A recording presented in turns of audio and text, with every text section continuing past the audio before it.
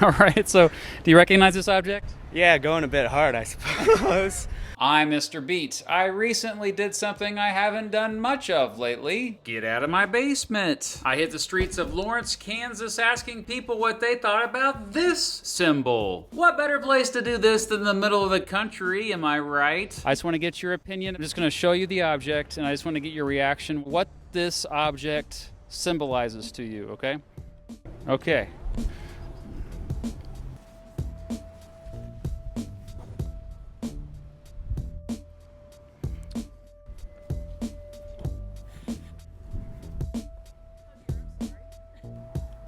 Do you know what this is? Do you know what that is? All right, yeah. Do you recognize this? Yeah, Confederate flag. The Confederate flag. This is a rebel battle flag. Oh, that's ours. Yes. That's the Confederate flag. Okay. The war flag of the traitors. What does this symbolize to you? What does this symbolize to you? Hatred, probably. To me, hate. I feel like for me it symbolizes hate. I was gonna say hate as well. Yeah, definitely my reaction would be just racist, don't like it. Racist, basically. A lot of bad stuff with our history and the American culture in the early years in regards to certain racial injustices that occurred. The Old South. From what and I could be wrong, but from what I've heard, it isn't even necessarily the actual flag the Confederacy was going to use as their national flag. It was essentially a modified war flag. I could be wrong. You are correct. CSA Navy, or CS, you know what I mean, Confederate Navy. I suppose it does symbolize the act of treason against the Union. Right when I saw it, it's just pretty much just get rid of it. Well, it used to symbolize the Confederacy, which was trying to be a nation of itself, but they lost. It used to symbolize something, but they lost a long time ago. Nowadays used more for in the Dixie area, I guess. Nowadays, it symbolizes the worst parts of America. It symbolizes racism, colonialism. Well, it's just more of hate now, because there's really no need to be flying it in 2021. I don't get why people just fly it around and all that jazz. Kind of symbolizes racism a little bit today. And the unwillingness to change and listen to others. They just know that their parents think that it's right and that they fly it anyways, and they just take after their parents, really. They don't deserve to be able to fly that now because they already lost their rights to own slaves. Typically, at least in Lawrence, it looks kind of symbolizes trouble and people bring it around. Very dividing groups of people. And yeah, used for more white supremacist things. Why do you say it symbolizes racism today? Well, the South fought to keep slavery, Basically, the Confederacy is pro-slavery. and I feel like white supremacists use this a lot today. Those views are always passed down. You don't really have people in modern day adopting them themselves, so you have parents passing them down from one another, trying to kind of keep a tradition going, but I don't know if that tradition is worthy of being kept going. I know a lot of people who see it as Southern pride, but I kind of like... It's just old and outdated, and I think that people are thinking it means something else, and I think they're just getting it wrong. Do you view it as something that is a symbol of hate or just more heritage? Well, it depends really who you're asking. It really depends what you're doing with the thing. To each his own, just as long as you keep it 100 with me. You can fly it all you want to, just don't put those racist intents behind the flag. Just be yourself. Be the person that you're supposed to be. You can flaunt the flag all you want, but when you come at me in hate with the flag, then... So it's what you do with the flag.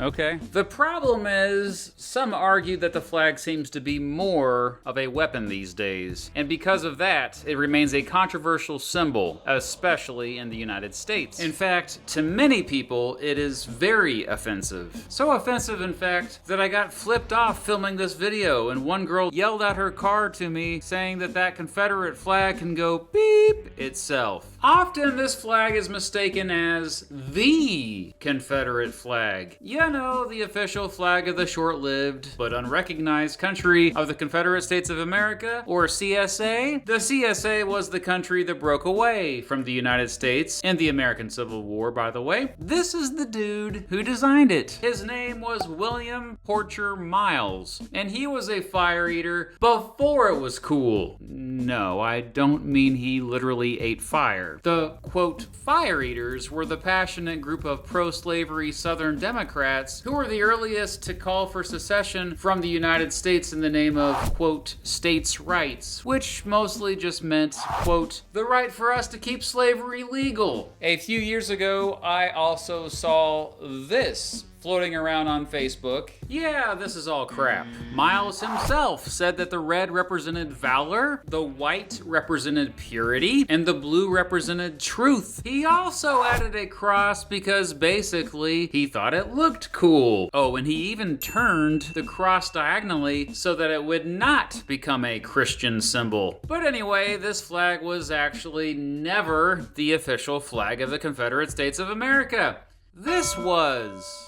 Well, until people complained about it, since they thought it was too similar to the American flag. In fact, the rebels not only rebelled against the United States, they rebelled against their new country's flag. Out on the battlefield, the Confederate soldiers used one of the proposed designs that was rejected. And oh, would you look at that? That looks familiar, doesn't it? Recognizing the popularity of that battle flag, the CSA changed their official flag to this. But as CGP Gray said, this was better in the sense that the flag looked less like the Yankees, but worse in that the international symbol of surrender was now in the background. And so they changed it once more to this. Although by that time the war was about over and the CSA was about to not exist anymore. Ah, but you see, our story is just getting started. By the late 1800s, the flag had become a source of Southern pride and heritage. It also became a symbol to remember all the Confederate soldiers who died in battle. And it became a symbol of the Lost Cause historical ideology that was basically all about promoting the idea that the Confederate States of America was justified in rebelling and that it was actually the victim of the war. The Lost Cause was and continues to be a mythology that, among other things, promotes the idea that the Civil War was not centered on slavery. It was all about states' rights, yo. The cynical historian has a great video breaking it down, and Atun Shea has become well known on his channel for debunking Lost Cause mythology. As you can tell from the, thumbnails of their videos I'm displaying for you right now, yeah, that Confederate battle flag is there. In 1894, the Mississippi legislature voted to change their flag to this. 2 years later, descendants of Confederate soldiers formed the Sons of Confederate Veterans. They totally embraced the Confederate battle flag. Today, this is their badge, and this is their website. So, for many decades, it was just a symbol for Southern pride and the Lost Cause, basically. You rarely saw it outside of the South. But then came the Dixiecrats. The Dixiecrats were Southern Democrats who broke away from the Democratic Party in 1948 to form a new political party called the States' Rights Democratic Party. They formed it to oppose President Harry Truman after he integrated the armed forces and also called for civil rights for African Americans. They ran Strom Thurmond for president in the presidential election that year. Their platform was basically just like, yeah, we don't want racial integration. They were pro-segregation segregation and cool with Jim Crow laws. In fact, many of their members were proudly white supremacists. Even though Strom Thurmond won multiple southern states in the election, Truman still won the election, although barely. Oh, and the reason why I even bring the Dixiecrats up is because guess what their party flag was?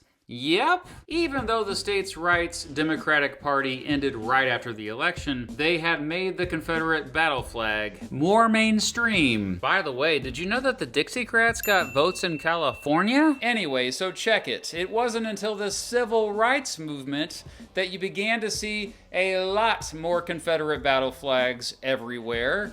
By then, it had become a symbol against racial integration. This was also the time when you started to see the Confederate battle flag pop up at Southern courthouses. In 1956, mostly in reaction to the Supreme Court decision, Brown versus the Board of Education, Georgia adopted this as their new state flag. Oh boy. 6 years later, the South Carolina legislature voted to fly the Confederate battle flag over its state capitol dome. Over the following decades, white supremacist groups began to proudly carry it, and you began to even see it outside of the United States. The Confederate battle flag was so mainstream that it appeared on another symbol, a 1969 Dodge Charger called the General Lee, which was the symbol for the TV show The Dukes of Hazzard, which was originally on the air from 1979 to 1985. It was also associated with the band Lynyrd Skynyrd. However, in more recent years, the flag has become more and more controversial. In 2000, South Carolina's aforementioned display of it on its Capitol dome caused the NAACP to boycott the entire state. 15 years later, the NAACP ended that boycott when the South Carolina legislature voted to remove it.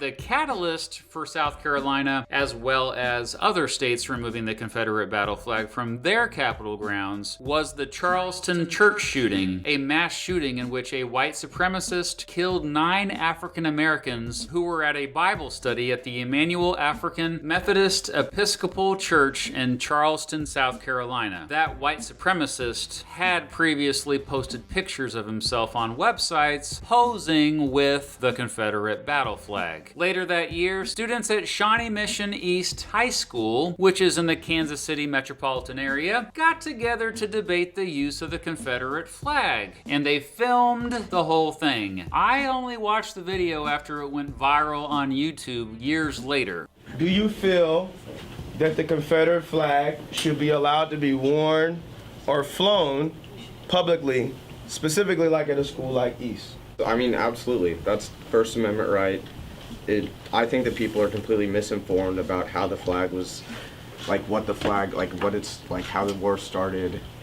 It's kind of evolved into like a racial thing when really it was not started as a racial thing at all. And I think that like it should absolutely be flown. The flag we see today is an interpretation of a Confederate battle flag. And the interpretation went up in the 1960s around the time the Civil Rights Movement started. And to the point where it's not racially motivated.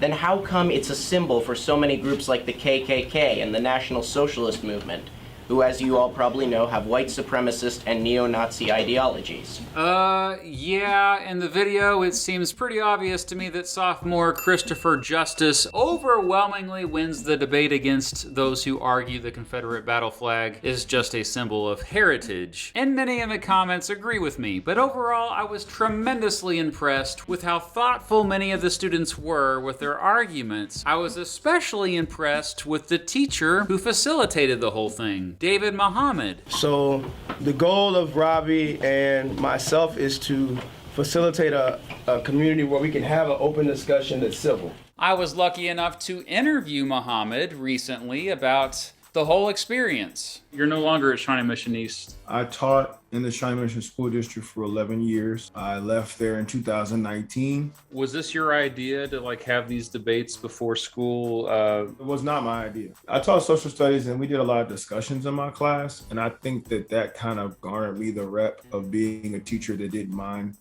having these conversations. I also was involved in a lot of like equity work, diversity and equity type work, anti-racism type stuff. And so I kind of had a rep for being like about that kind of stuff. It was a group of students that came to me and were like, we want to have these debates, these discussions. And initially it was like the idea of maybe having a couple of students from either side of whatever the debate was going to be, and then maybe have some teachers on different sides. Quickly realized that that was problematic because in a debate like, for instance, the Confederate flag, would the teacher voice diminish the student voice? We want to make sure we have strong representation on both sides so it's not biased. And it ended up just saying like, hey, like, how about we just open it up to anybody and everybody? What you see in the Confederate flag, which was the first one we held, that was like accidental. Like, we didn't know it was going to be that big. That was during study hall, and kids just kept showing up. And that's what you got. You know, lightning in a bottle, honestly. We had like 100 kids stuffed in that room. And when we finished, we were like, holy crap, that was pretty special. Because, you know, what people don't see is like before we started recording and when we ended, you know, before you start recording, you had people coming in nervous, like, where's this gonna go? You had some of that frat boy mentality of like, oh, like kind of rallying up. Jerry Springer mentality almost. Yeah, like where's this gonna go? Is this gonna be an argument? And then afterwards, seeing kids be able to civilly leave and not be mad was like, okay, this is special. Especially when you look at the time that it came out with what was going on in the country and what has been going on in the country. Well, yeah, I was going to bring that up because it was in 2015, so 6 years ago, and it does seem like a long time ago, but that was actually a very important year. I think it was a turning point. The further it went, the kids who came in kind of pro-Confederate flag were losing their ground. They just didn't have any legs to stand on because people kept pulling up facts. Kids had their laptops out. You had kids looking up stuff like, you know, boom, I just found this. And so it was really cool because it was rooted in research, you know, and so you just started to see the shift of like confidence. The initial group that showed up was pro. As more people showed up and their voices were being empowered and they felt more confident, you saw it turn. And you could feel it in the room. When did you realize that the video was kind of taking a life of its own online? Because wasn't it a while before it went viral? It's had multiple lives. It's like Jason, it won't go away. For the rest of your life. Yeah. Where do you see the debate moving in the future, just with the entire country? Do you see it continuing to shift more towards it being a negative perception of the flag? It depends on what day you ask me, and depends on what state you're talking about. But I've gone back and forth on like, should we just eliminate Confederate flags and statues of soldiers, or should we use them as learning points? And right now I'm kind of in this band of how can we create art and think pieces that can be put next to them to challenge our thinking? Because if you take them away, then you can't really learn from them. But if you just leave them solo, then you honor them. How can that be facilitated and turned to a conversation? Yeah. I think that's where we have to meet each other at, because we don't have room to meet each other. We look at each other online and we point at each other and we talk about each other. You know, we make posts and we cancel each other and there's no discussion. Since 2015, public perception has changed a lot. In 2015, the majority of Americans view the Confederate battle flag as a symbol of heritage more than racism. Today, the majority of Americans view the Confederate battle flag as a symbol of racism more than heritage. Another big turning point that changed public perception was probably the Unite the Right rally in Charlottesville, Virginia in August 2017. It was a reaction to protests against Confederate monuments, and a bunch of white supremacists showed up with Confederate battle flags and were, pretty hateful. One of them drove his freaking car through a crowd of counter-protesters, killing one of them. I have an uncle that proudly wears the Confederate battle flag on shirts and hats, and to him it's a symbol of heritage, not a symbol of hate. That said, based on my research, over the past 100 years, it definitely has been more of a symbol of hate. Now, that doesn't mean that the meaning of symbols don't change over time. For example, this symbol, known as the swastika, was used for thousands of years as a religious icon that symbolized divinity and spirituality. In fact, it has been linked to 3 different religions: Hinduism, Buddhism, and Jainism. But after Nazi Germany used a version of the swastika to symbolize German nationalistic pride during the 1930s, it became a symbol of anti-Semitism and terrorism, especially after the Holocaust. Ever since, white supremacists have used the symbol in ways meant to scare and intimidate people. In fact, today displaying swastikas in public in Germany is mostly illegal because of the association with the Nazi Party. In that case, the symbol became more negative. To some Americans, the Confederate battle flag has become a more positive symbol. They argue that the symbol used to mean racial hatred and white supremacy, but today is simply just pride in American Southern culture. Still, I think it's easy to assume that when you see groups like this, who assembled at that Unite the Right rally I told you about earlier, these symbols are, yeah, they're often just hate symbols. And if white supremacists love them, perhaps we ought to avoid them? Just saying. A special shout out to my friend Dan for helping me film this video. So what do you think? Is there any justification whatsoever for still displaying this? Let me know in the comment section. I also want to give another shout out to David Muhammad for letting me interview him, but also I found out that he's a terrific musician, and I've been playing underneath this video one of his tracks. So check out more of his music. I also put a link to his music in the description of this video. And finally, this video has a companion video, a twin video, if you will. I asked those same folks on the streets what their opinions were of another symbol, the MAGA hat, and I turned that into a video as well. So check out that video now. It's right here. And I guess I'll just see you over there on that video. Oh, and one more thing. Both of these videos are probably going to be demonetized. So thanks again to all my Patreon supporters and folks who donate to me on PayPal.